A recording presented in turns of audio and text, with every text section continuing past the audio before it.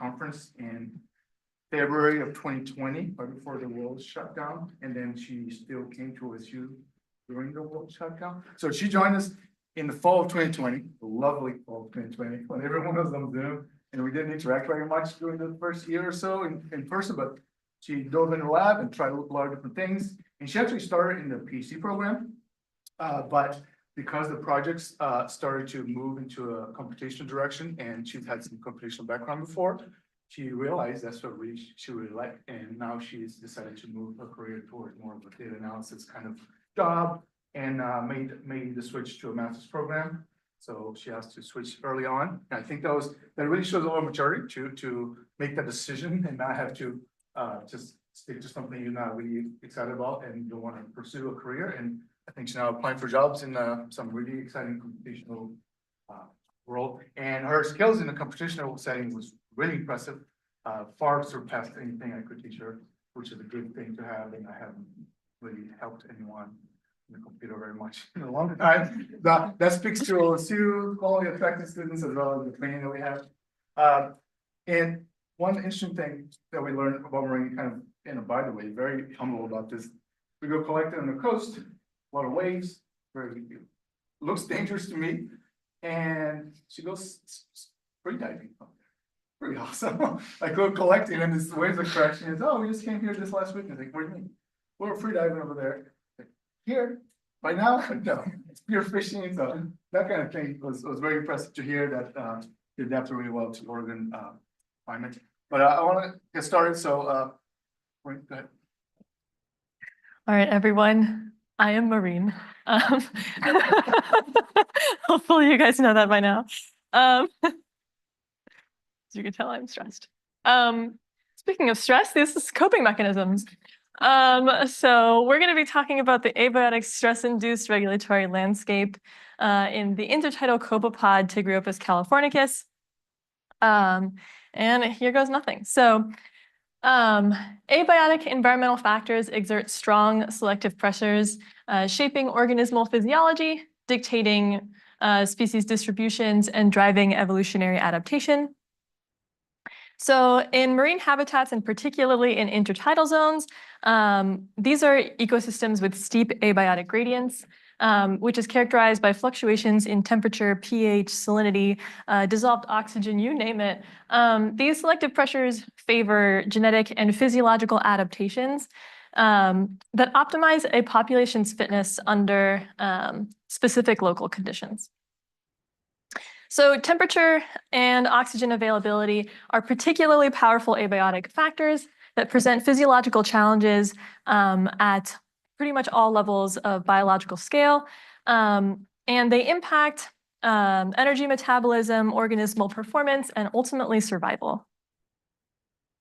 So my work centers mainly around oxygen availability, which presents itself as dissolved oxygen in aquatic contexts. So I'm going to start there. So the adequate supply of oxygen is called normoxia, and that is quintessential to aerobic life. And then conversely, the inadequate supply of oxygen is called hypoxia, and you can even have the complete lack of oxygen, which is anoxia. And both of these present huge physiological challenges to metazoans. If we zoom into the cellular level, oxygen fuels the mitochondria, which many of us are familiar with, the famous powerhouse of the cell. Mitochondria gets that reputation because it takes glucose and generates adenosine triphosphate, which is ATP. And this really powers the essential functions of the cell.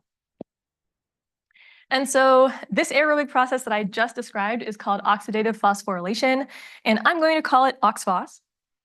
And it's highly efficient under normoxic conditions. However, under hypoxic conditions, the system starts to break down, and we can see that oxygen is no longer available to serve as the terminal electron acceptor, and so the process of oxidative phosphorylation cannot terminate and create that ATP.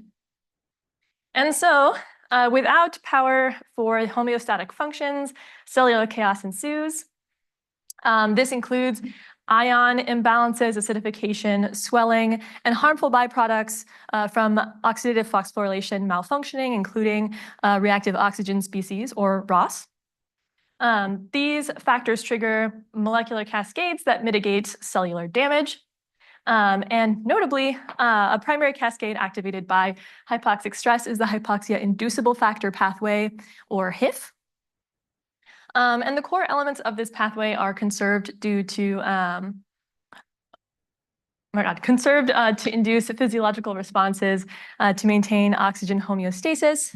And one of the big things that this pathway mediates is the metabolic shift from an oxygen-dependent metabolism to an oxygen-independent metabolism.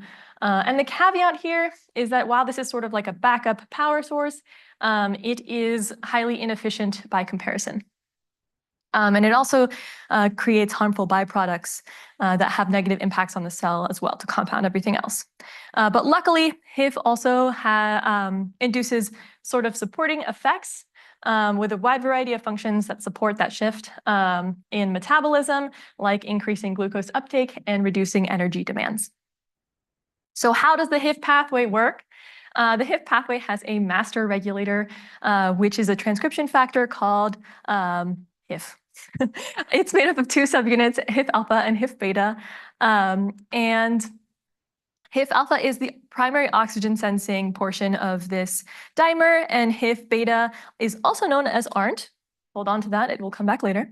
It serves many roles. It is the dimer partner for HIF alpha in this process, but it also serves, for example, to modulate circadian rhythms, among other things.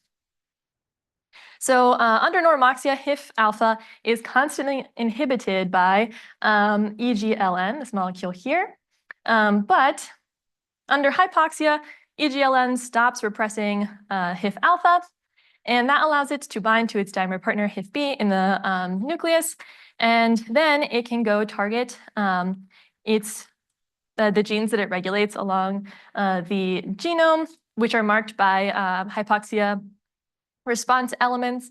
So when this transcription factor binds to these, it activates a bunch of target genes that activate physiological functions that allow for oxygen homeostasis under stress, hypoxic stress.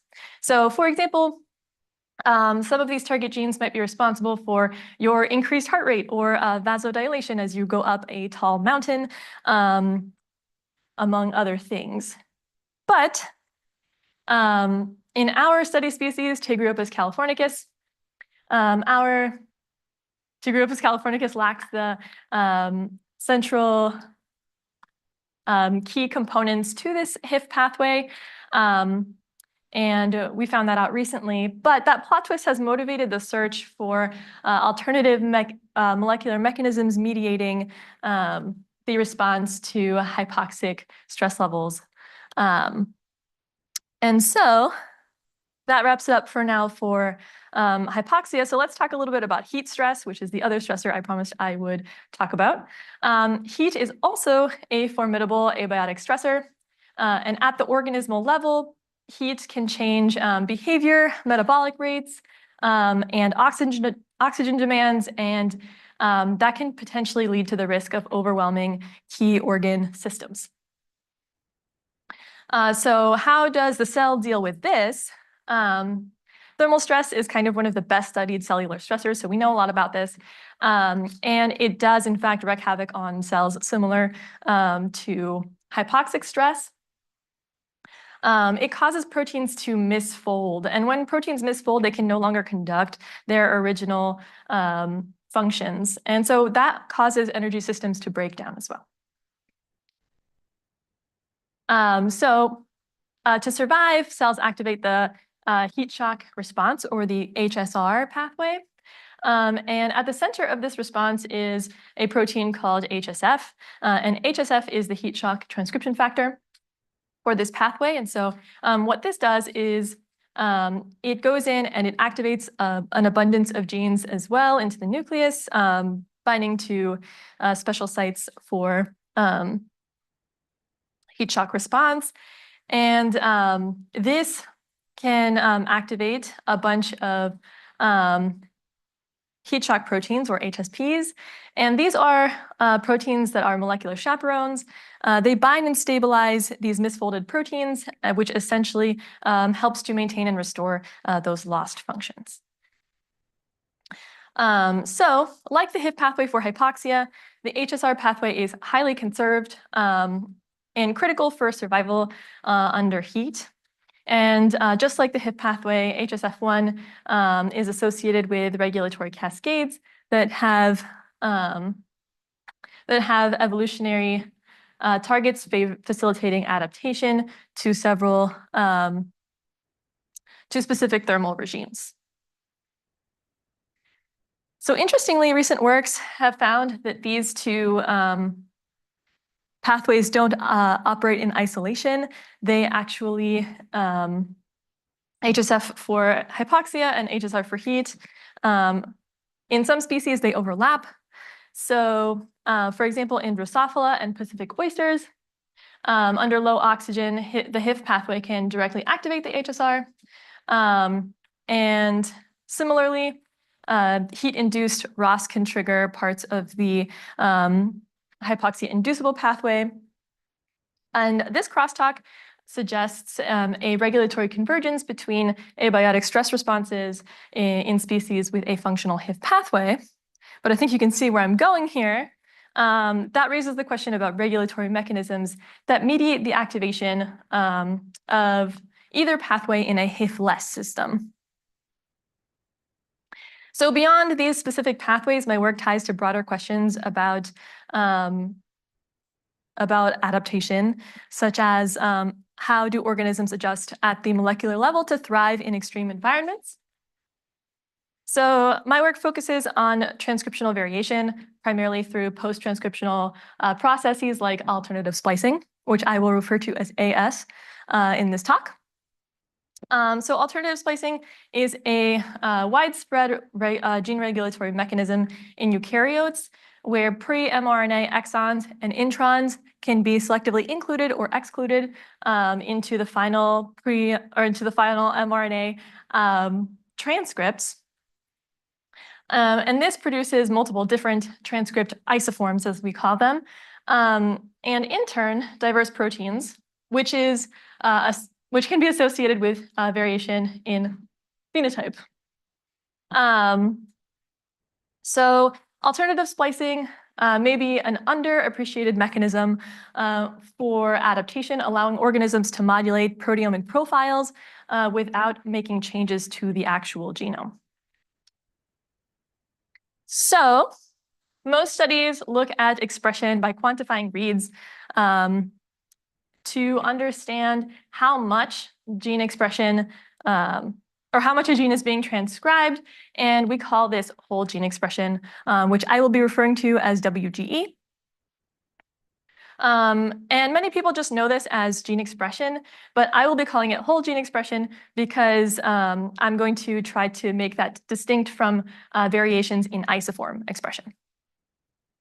So if we have a gene with multiple isoforms, transcript variation has been historically difficult to study because sequencing options were limited to these short reads down here in orange. And so one read is one little orange block.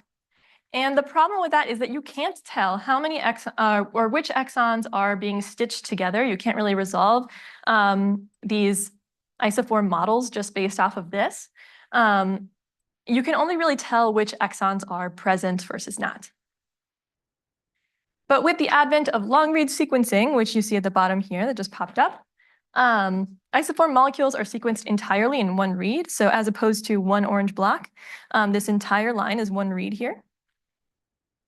And we can tell isoforms apart in a sort of unbiased way.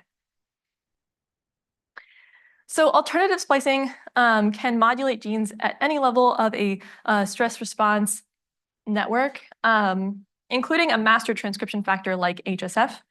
And in fact, in Drosophila, temperature-dependent splicing generates four distinct isoforms for HSF1. And as you can see on the right here, isoforms are used in different proportions under different temperatures to fine-tune HSF activity. So in a similar way, alternative splicing may compensate for the loss of traditional stress response pathways in systems without HIF, like copepods. And speaking of copepods, this is my study system, Tigriopus californicus, which I will be referring to as copepods. And then what you see here is a little taste for copepods in their natural environments, here and here. And then in the middle, this is a gravid female holding an egg clutch. So Tigriopus californicus is a well-studied intertidal copepod, and it inhabits the supralittoral zone here, so above the high tide line. And it is distributed on the Pacific coast of North America. So populations along this wide latitudinal range get experience environmental gradients that are very steep. And our lab is interested in using differences in populations to test physiological adaptations to abiotic stress. So, like I said, they are above the high tide line, and so water resupply in these pools is actually extremely limited. And they experience extreme fluctuations in temperature, salinity, pH, and dissolved oxygen driven by daily swings of sunlight and photosynthetic activity, which is what you see here. So the data you're looking at shows dissolved oxygen and temperature naturally following a DL cycle over 48 hours. This is actual data from a tide pool at our field site in Strawberry Hill, Oregon, and it's collected with a mini-dot logger. So as you can see, during daylight hours in yellow, we see elevated temperatures at the top with this blue curve following temperature.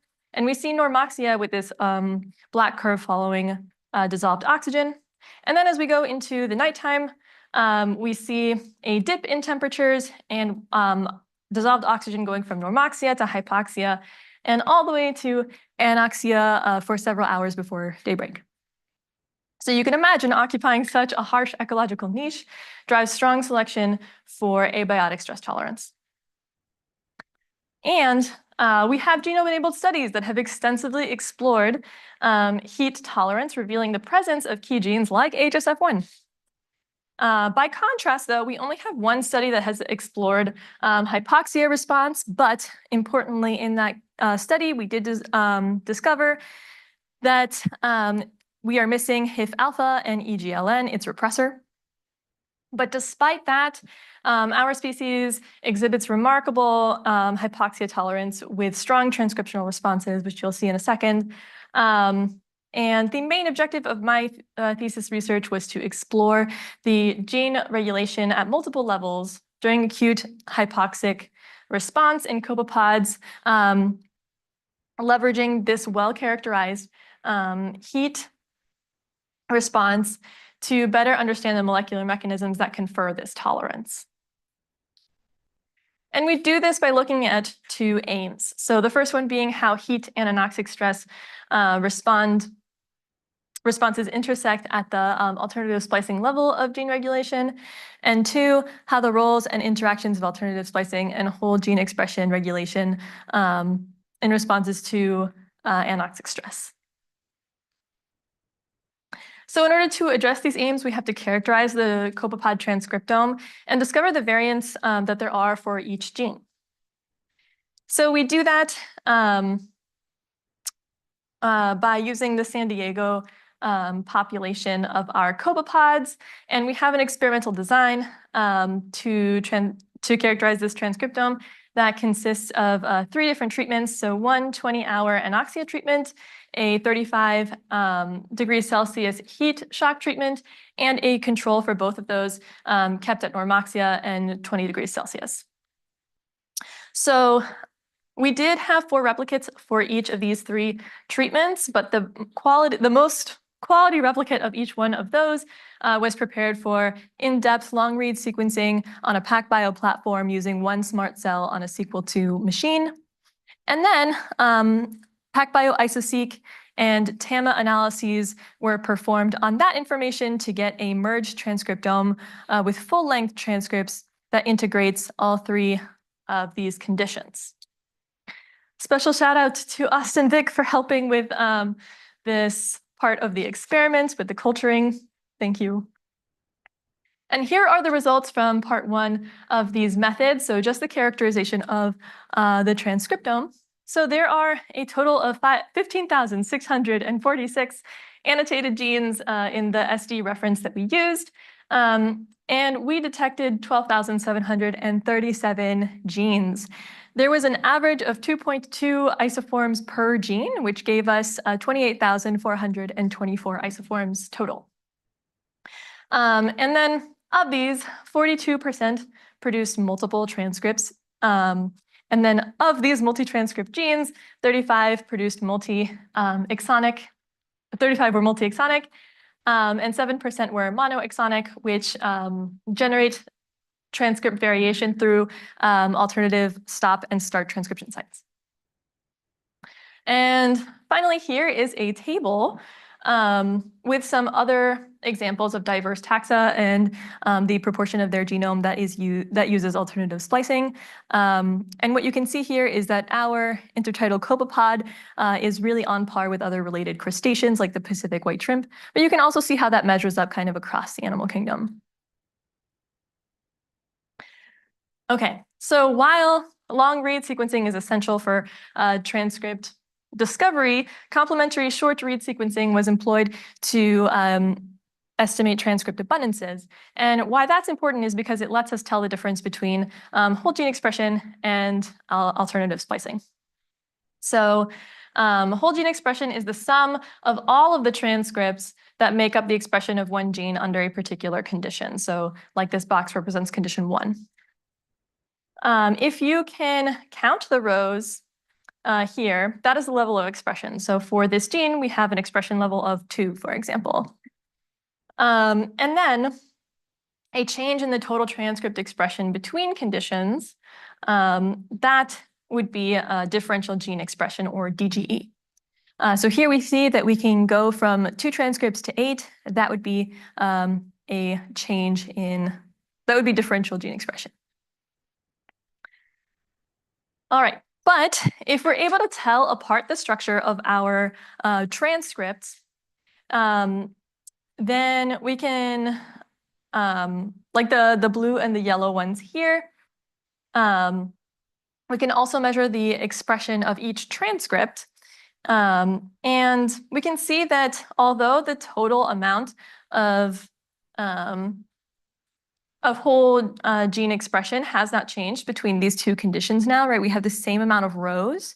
The proportion of each of the transcripts very much has changed, and that is called differential transcript usage, or DTU. And DTU is going to be our proxy for estimating alternative splicing, just like differential gene expression is what we'll use to look at whole gene expression. Okay, so in order to get all of that great information, we needed a second experiment for transcript quantification. So this time for part 2, and shout out to Spencer Loring at this point for the rest of the culturing effort help. This experimental design involved 4 treatments, each with 6 replicates for a total of 24 samples. And those treatments consisted of, firstly, 2 hypoxia treatments, one with mild hypoxia at 0.5 milligrams per liter of oxygen, and one with acute anoxia, which is 4 hours of anoxic treatment. We also had a heat shock treatment at the stress temperature of 32 degrees Celsius, and a control treatment that served as a control for all of the other treatment groups here that was kept at 20 degrees Celsius and normoxic. Excuse me. So this time, we are doing Illumina sequencing on these samples because we can get a lot of statistical power by quantifying expression now that we have a nicely characterized transcriptome to map those back to. And that is exactly what we did. We sequenced the RNA on a 100 base pair paired end Illumina short read platform. And those reads were aligned to the transcriptome that we just characterized earlier using the program Callisto. And this gave us estimated abundances for those transcripts. And that was funneled into two different processes here. So the first one being an EdgeR program, which estimated DGE, and the second being a GenSeq program that estimated DTU. And now we can get back to our first aim. So how do heat and anoxic stress responses intersect at the alternative splicing level? To answer that, we're going to look at genes that are significant for DTU in heat and a hypoxic response. So those are genes that kind of fall in this purple overlap right here. And this is an upset plot, which lets us draw that comparison. But first, let's learn how to read one of these. So for every line here, this is a set. In this case, these are our conditions. And the bars on this side are the total set size. And then the vertical bars that you see in blue represent intersections of each of these sets. So for example, if we're going to go through this, we have 601 genes that were only regulated by DTU in only heat. We have 152 genes that were regulated by DTU in only anoxia. And then we have 118 genes that were regulated by DTU as a part of this overlap. So now that we've kind of unpacked that, I'm going to focus on the overlap. And once you've adjusted for set size, this overlap for DTU regulated genes in both heat and anoxia exceeded chance expectations nearly 15-fold, which is this number that you see here. And that suggests that genes in this overlap are adaptive for both abiotic stresses. And so I wanted to look at that, at the functions that are responsible for this overlap. So when you have a set of genes and you want to look at the functional aspects of those genes, you can do a functional enrichment analysis, which is a test to see if genes have a statistical bias for certain functions, or if it's kind of all over the place. So here we look at the functional enrichment of genes in this overlap, and we find an overrepresentation of functions like the mitochondria endoplasmic reticulum membrane tethering, relaxation of skeletal muscle, and mRNA cis splicing. So these are all functions that are likely adaptive and offer cross-protection in both of the stressors involved. Now, another part of this analysis is that we wanted to follow up with the heat shock transcription factor, HSF1, because it's alternatively spliced in other systems. And there is a lot going on this slide, so let's start in right here. So LR is the statistic that quantifies DTU. And this p-value here is basically just telling us if it's found to be statistically significant. So anything that's under 0.05 is significant. So in this case, we do see DTU, significant DTU in HSF1 in heat. And then we can see that, so this statistic is visually represented by the graph that's behind it. And this is a proportion plot. And this shows the relative expression of transcript isoforms between the two conditions, so control and heat. And each one of these little boxes is the relative expression of this one isoform as a proportion out of the total isoforms. So these all add up to 1. And the point of these is so that we can look at the relative expression of transcript isoforms, and we can see how that changes in another condition. So for example, what contributes to the DTU here is mainly the swap between this sort of like bright pink and coral isoforms here.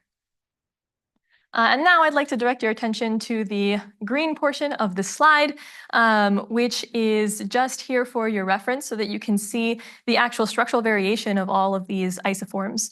And the idea here is that the more they vary structurally, the greater functional differences they probably incur if they switch. And then completely separately, we have our statistics for gene expression. So differential gene expression is quantified by our statistic log FC, or log fold change. And similarly, we have a p-value for that. So this gene was also found to be significant for differential gene expression, and it was actually downregulated. So we do see significance for both DGE and DTU in the heat shock factor 1 for heat response.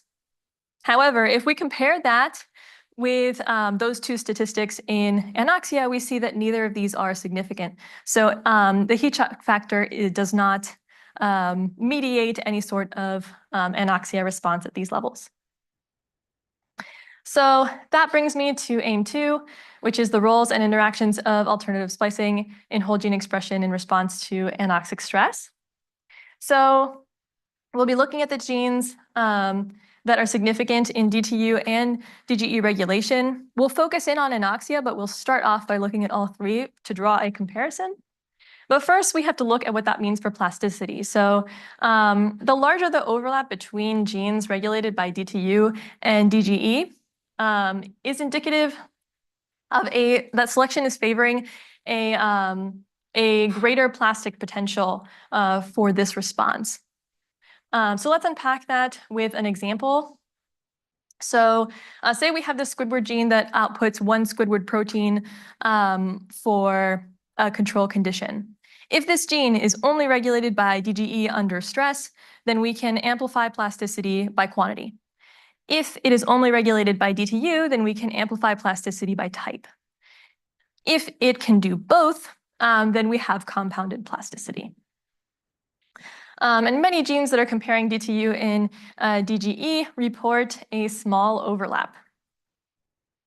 So now let's come back to our study. Here are the upset plots looking at this comparison that we've been talking about across our three conditions. And we're just going to zoom in here to look at those totals really quick. So what I want to highlight here is that the most amount of genes differential in this DGE category was elicited by heat, followed by anoxia, and then finally hypoxia. And that trend was mirrored in DTU expression as well.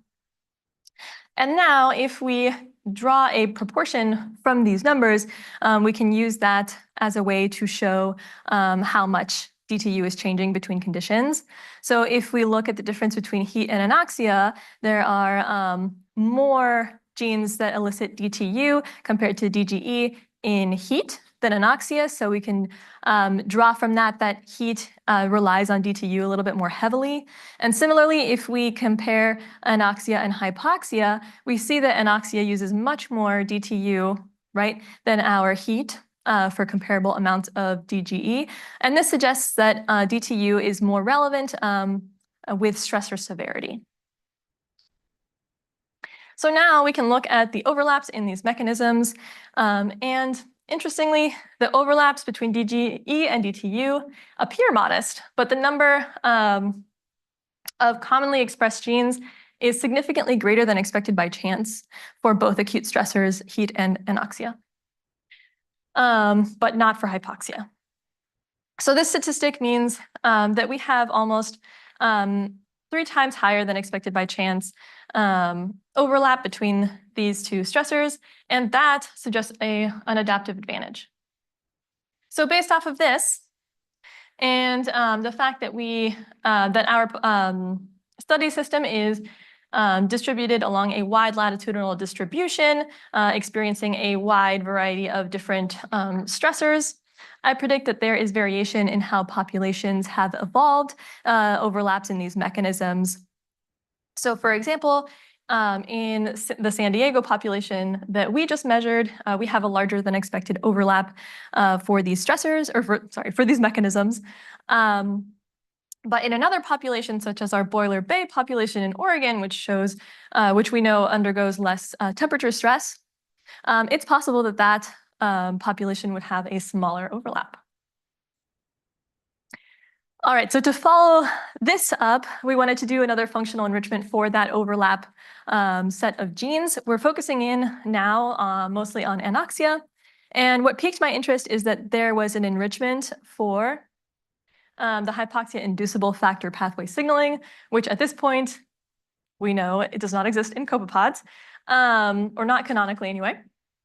So to follow up with the gene in this enrichment, we found PDK. So PDK is pyruvate dehydrogenase kinase, and this makes sense because it's activated directly by HIF during anoxia or hypoxia, and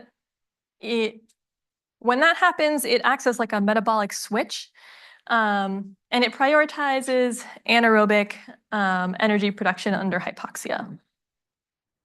So if we look at the DTU results for PDK, we see that we have significant DTU. We've got 4 isoforms, and actually we have a major isoform switch, which is where the major isoform switches with one of the minor isoforms. So see, this blue isoform kind of became the major isoform under anoxia.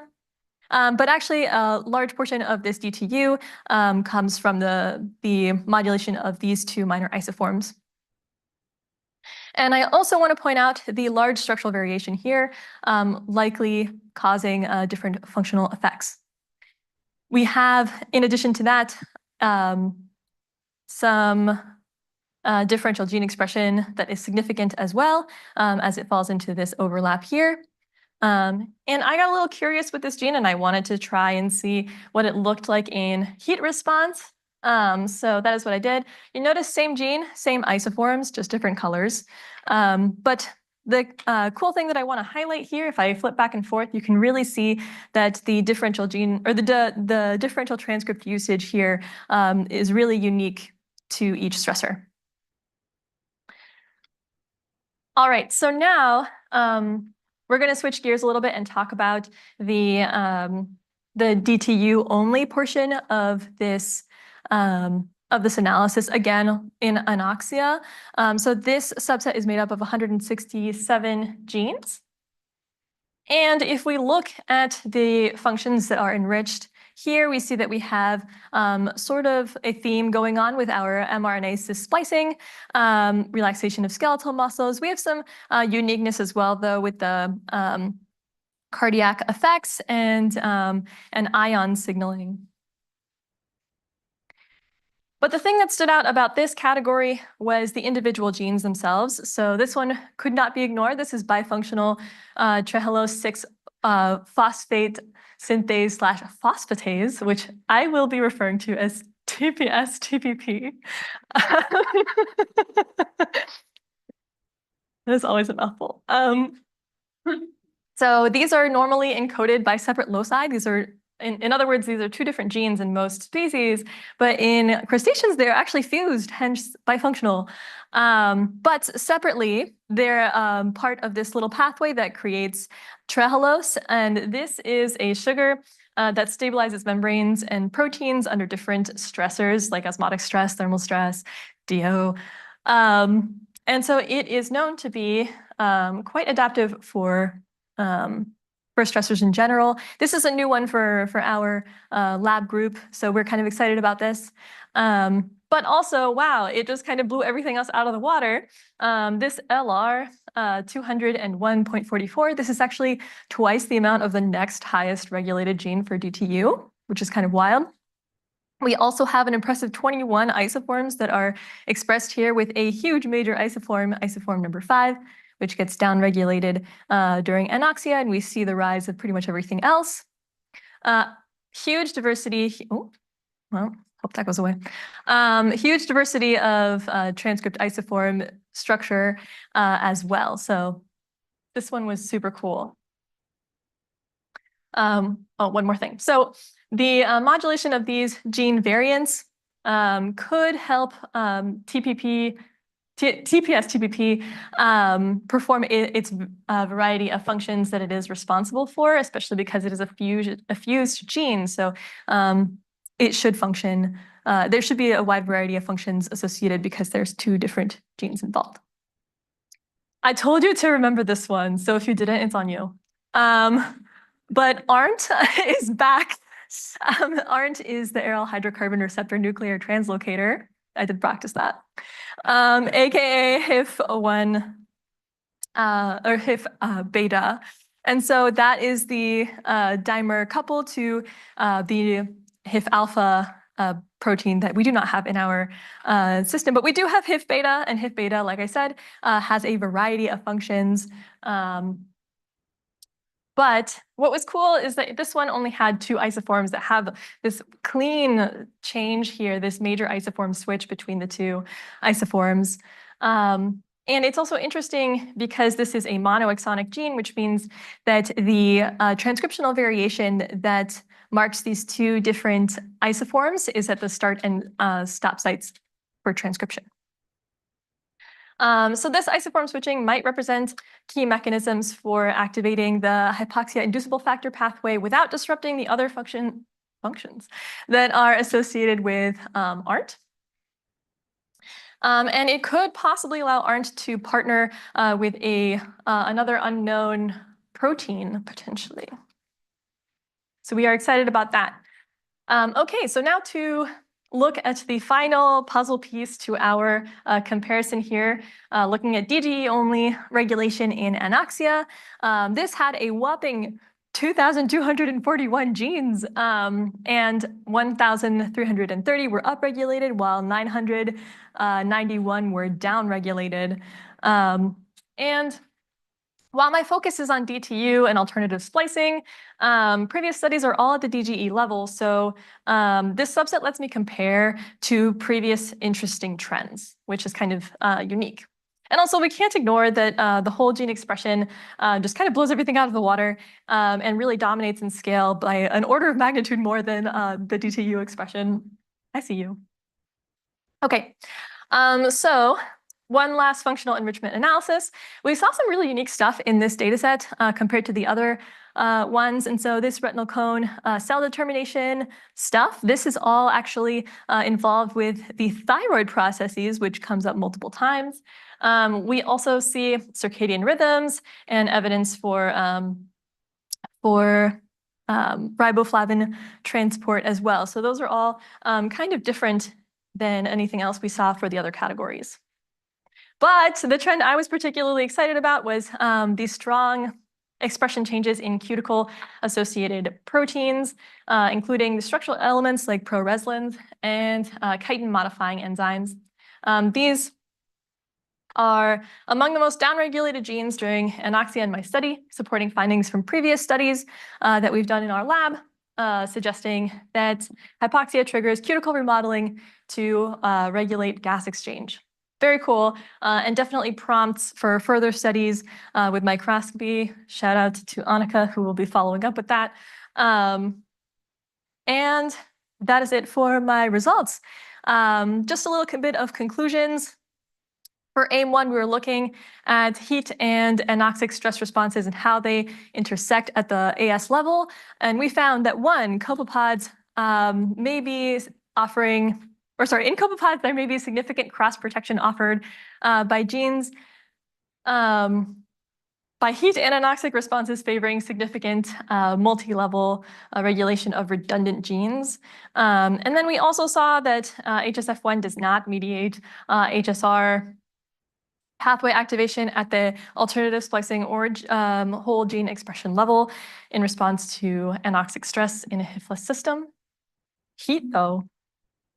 And then for AIM-2, the role and interactions of alternative splicing and whole gene expression regulation in response to anoxic stress, we found that AS is a key molecular mechanism for coordinating abiotic stress responses in copepods. We also saw that compounded AS and whole gene expression regulation offers compounded plasticity to frequently fluctuating abiotic stress in copepods. And lastly, we saw that unique alternative splicing, or WGE, contributions appear to play a complementary yet contrasting role with some alternative splicing emphasis on trehalose regulation, while we saw more unique things in whole gene expression on cuticle remodeling. And with that, I would like to acknowledge my advisor, Felipe, and my entire committee for walking me through this process and offering me some really supreme mentorship. Barreto lab members, past and present, I did not have pictures of all of you, but I did my best. I also want to acknowledge my teaching mentors and the office staff. You guys were really amazing. Oh, the slip. Okay, it's lagging. My friends. These pictures don't even start to skim the surface. You guys have kept me sane and entertained and enriched throughout this entire process, and I can't thank you enough. I've made some super awesome friends out here. And my family, oh my God, this doesn't even, I don't have words to describe how thankful I am for my family. This is also in honor of my late grandma Lilu in the middle there, who passed away earlier this year. But she was a huge inspiration to me. And of course, thank you to my boyfriend Riley, who surprised me and came out today, even though he was in Florida like yesterday. You have been amazing. I truly, truly love you. And my kitties, who have given me constant edits by walking on my laptop. I will take any questions now.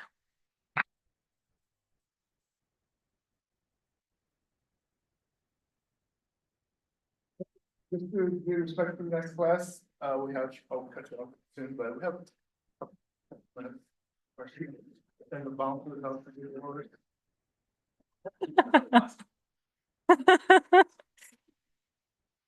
I don't go anywhere without my entourage. Yes. I was wondering if you did any like domain or structural analysis of the isoforms you found, especially with the bifunctional proteins. You are very forward looking. That is upcoming. Yes, that'll be part of the manuscript, hopefully. We haven't found anything yet. We haven't done it, but we will. That's in the books.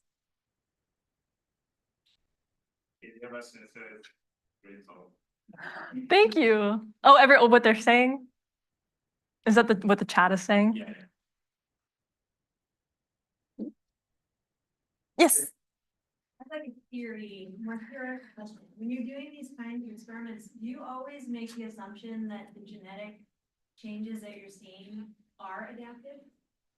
No. So when I say adaptive, it's based off of like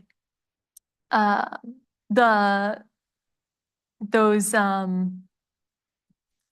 when something is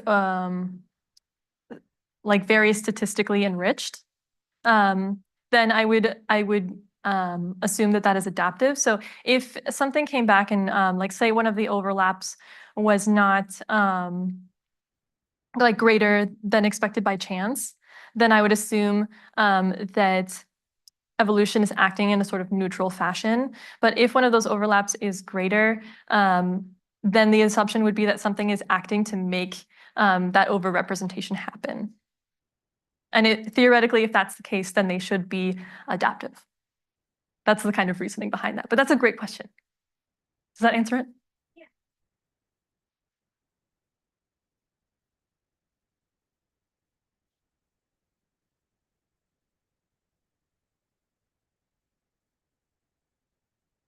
Yes. It was lost in copepods, or do you think that they evolved prior? So I think that this is an ongoing investigation, but there are other species that have like lost it as well. Because it is so conserved across the animal kingdom, I think that the ancestral sort of default mode is with HIF alpha, and that they have there has been like successive losses of it, but it's kind of unclear like, exactly where that originates. Yeah. Part of this project was the most exciting view or the most fun? This part.